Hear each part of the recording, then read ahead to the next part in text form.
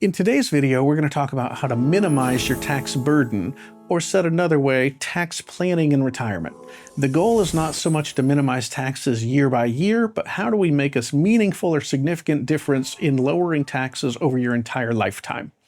In previous videos, we've touched on areas such as QCDs, donor-advised funds, Roth conversions. So while we're going to briefly touch on that today, if you have specific questions in those areas, make sure to check out the other videos on the channel to get more information. So when we talk about tax planning and tax strategy in retirement, let me make a clear, distinction. Many people equate what is called a tax-efficient investment with tax strategy, and those are not the same thing, at all. In fact, we did a separate video just addressing that topic. But if we look at really what tax planning in retirement is, or think of it as how to minimize your lifetime tax burden, really that's the goal. It says, while there are things you can do to cut taxes year by year, it's really that lifetime goal that we're after. So think of this as simply a strategy that equates both where you are in life, meaning are you already retired? Are you still working for a few more years? Are you subject to required distribution age?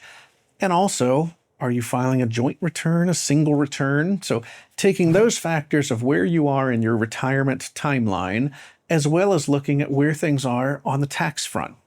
Current tax law is largely at all-time lows right now. And while we may not know the exact date or time frame of what the future holds, we know in general the government still spends way too much money, whether it's Republican or Democrat. And so unless something there drastically changes, history would tell us ultimately tax rates have to get a little worse.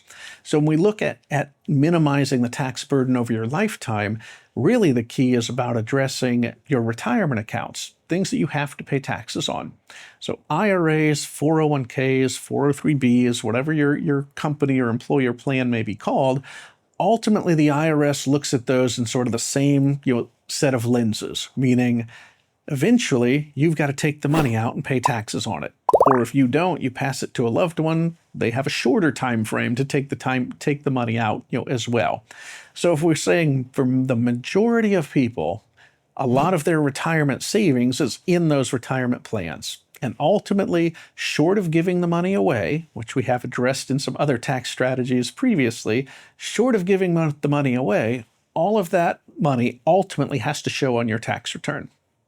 So lifetime tax strategy, or minimizing those taxes over your lifetime, is looking to say, whether it's now or whether it's a few years down the road if you're still working, or before you maximize Social Security, before you make a pension decision, or before you're subject to required distributions, or perhaps down the road if you're filing a joint return today, but at some point one of you probably has to file a single tax return, looking at those time frames over your retirement years and saying which likely is going to be the cheapest tax rate for you. Well, then quite simply, then it says you want to pay the taxes when taxes are cheapest, whether it's based on your personal retirement time frame or whether it's based on changes to the tax law. Really, the goal is to match those two up.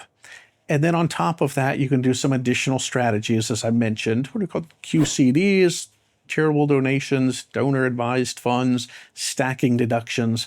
In a separate video, we went through those in more detail, but if we put it quite simply, how to minimize the tax burden and the taxes you pay in retirement, while there may be year-by-year decisions, really the goal is not necessarily to minimize the taxes in any one year. It's how do you minimize the taxes over your entire lifetime to benefit both you and your loved ones.